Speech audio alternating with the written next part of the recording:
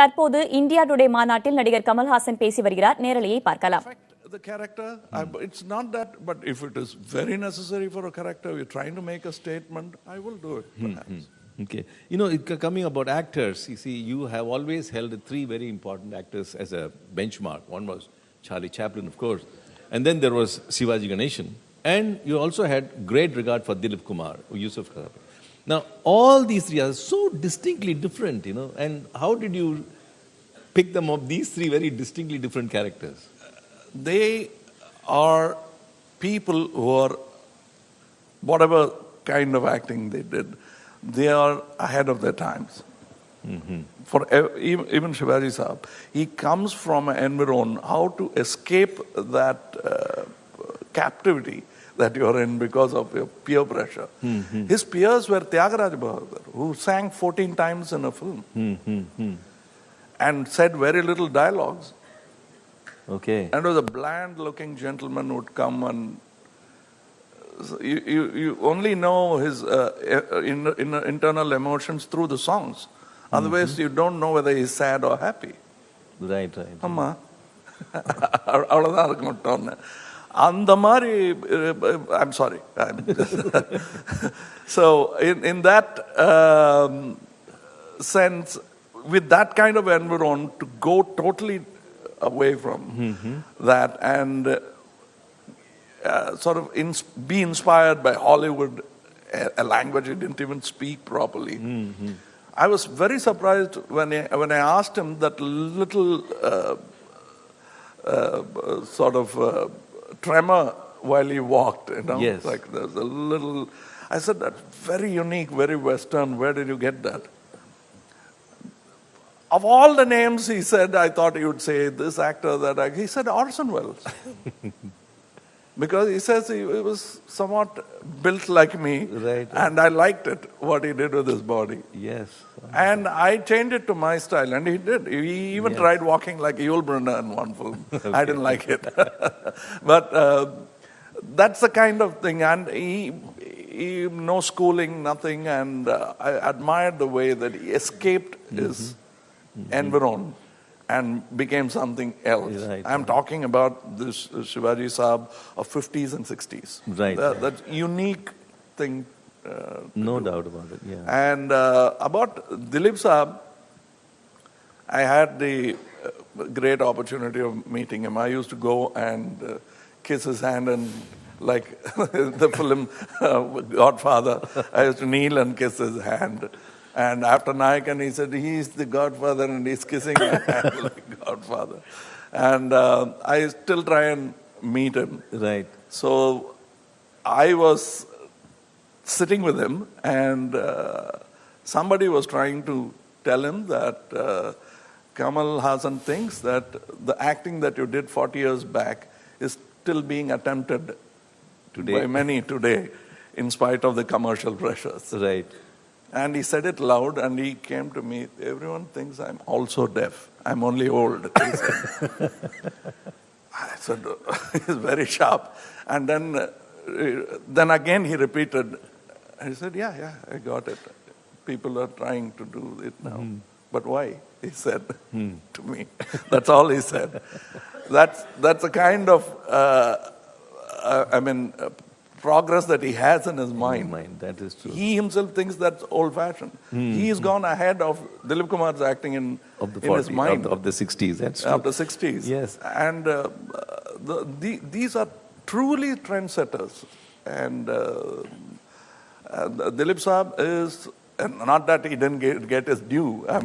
He is Dilip Saab. Undoubtedly a legend. Yeah. But still, I feel that another generation doesn't really know his merit. Real work. He's just an old film actor.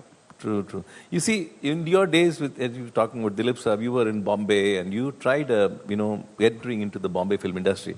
You became great friends with people like Rishi Kapoor and Sanjeev Bhai, Hari Bhai, you call him. Right? Now, despite, and Amitabh Saab, you worked with him also. Now, having worked with these great stalwarts in Hindi cinema, somehow you didn't pursue the Bombay dream further. You decided to come back to Tamil cinema. Why? Those times were like that. And one, Um, I was a poorer cousin of the Hindi cinema, so I had to do my own laundry and stuff like that. They were really spoiled and rich, and they could make one film for 2.5 years and do 6 films at a time. கிண்டியில் நடைபெற்று வரும் India today மாநாட்டில் நடிகர் கமல் ஹாசன் தற்போது கலந்துரையாடி வருகிறார். அந்த நேரடி காட்சிகளை நாம் பார்த்துக் கொண்டிருக்கிறோம். அப்போது பேசியவர் நடிகர் திலகம், சிவாஜி கணேசன், திலீப் போன்ற முக்கிய பிரபலங்கள் குறித்து பேசி வருகிறார். அவர்களுடனான தனது நினைவலைகளையும் அவர் பகிர்ந்து கொண்டு வருகிறார். So he said, 200 kilo chahiye. हाँ, lamba आदमी है.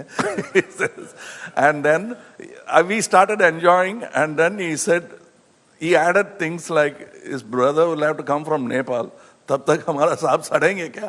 கிண்டியில் தற்போது நடைபெற்று வரும் இந்தியா டுடே மாநாட்டில் மீடியா பார்ட்னராக புதிய தலைமுறை இருக்கிறது என்பது குறிப்பிடத்தக்கது.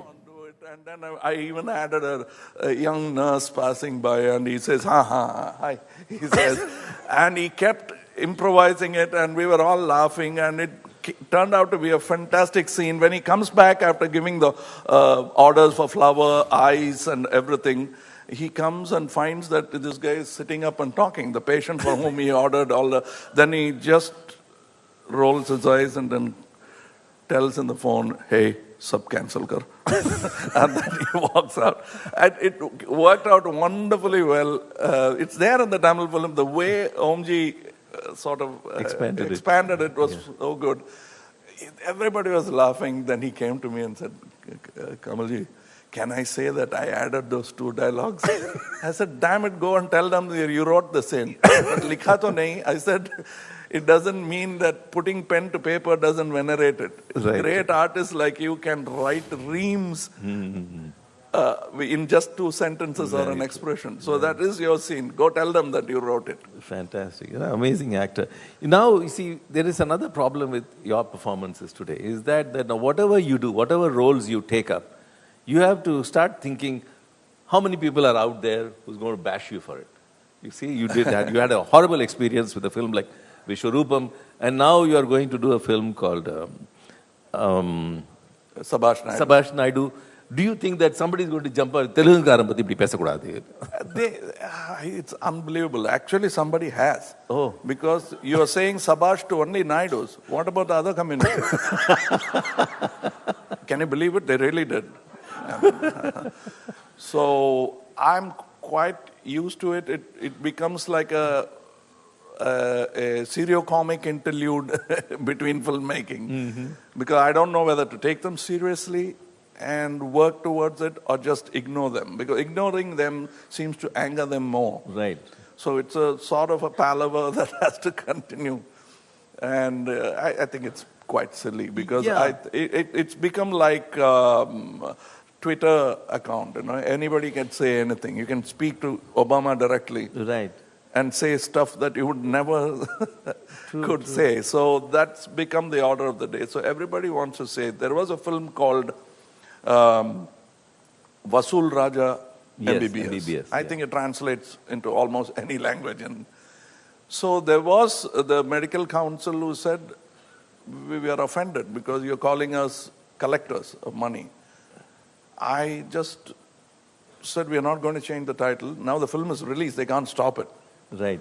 I'm asking, how many doctors do not do paisa vasool?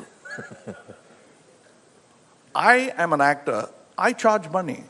If they call me a Vasool Raja, I'm proud of it. Right. So don't give me this hypocritic thing. This is where all this criticism comes from. This film, Vishwarupam, for that matter, everyone said it's an anti-Muslim film. It is not. Definitely the only good guy in that film, great guy in the film, is the Indian Muslim. Yes. The bad guys are maybe Muslims or non-Muslims, but they are not from India. Right. So I don't know how they took offense for it. Hey Ram, there's a congresswoman who said that this film has to be banned. She didn't even see the film. It's an assumption because it's a medium. You could ride without a ticket in this bus. It's a soft target which can never jump back on you. You can take a ride. It's a nice vehicle to take a ride on. True. So they do it, and I think people also now are aware that legitimate grievances and faults, what we call gileshikwe. They know the difference now. You know, being an actor for so many, you know, from your almost from the 5th year, and then you started acting around 17, at the age of 17. And then by the time you have, you know, moved from that to the 1981, you already finished 100 films, you know. And at that moment, you took a decision that you're going to become a producer, you know. And you were just 27 at that. Why would an actor want to become a producer? Because he had good guidance. I wanted to become a producer when I was 21. And they said, nobody will even listen to you. So don't think of directing, don't think of... I had great advisors and friends who believed in me, like late Mr. Arshi Sakti, Mr. KB. Yes. My own brothers, they all treated me like a kid brother, and they were very concerned for me. So it was actually holding back that long. Right. And I turned producer when I was 25, actually. Okay. But you see, to be a producer, it virtually means riding a mad horse, you know, because people are putting money on you, not as an actor, but also as a producer. You are having two responsibilities to play. Anyway, it's a mad horse. But imagine somebody sitting behind you holding the reins. So I would rather hold the reins. That's what I thought. And in those times, now we have producers who know the medium. It's not just bags of money they come with. Some of the producers know actually the story. They get involved. For example, even way back, producer of Purnodaya, கிண்டியில் நடைபெற்று வரும் India today மாநாட்டில் நடிகர் கமல் ஹாசன் தற்போது கலந்துரையாடி வருகிறார். அந்த நேரடி காட்சிகளை நாம் பார்த்துக் கொண்டிருக்கிறோம். அப்போது பேசிய அவர் தன்னுடைய திரைத்துறை அனுபவங்களை பகிர்ந்து கொண்டிருக்கிறார். ஜல்லிக்கட்டுக்கு ஆதரவாக சில கருத்துக்களையும் அவர் முன்வைத்து பேசி வருகிறார். தமிழகத்தில் நடைபெறும் இந்த இந்தியா டுடே ஊடக மாநாட்டில் மீடியா பார்ட்னராக புதிய தலைமுறை இருப்பது குறிப்பிடத்தக்கது.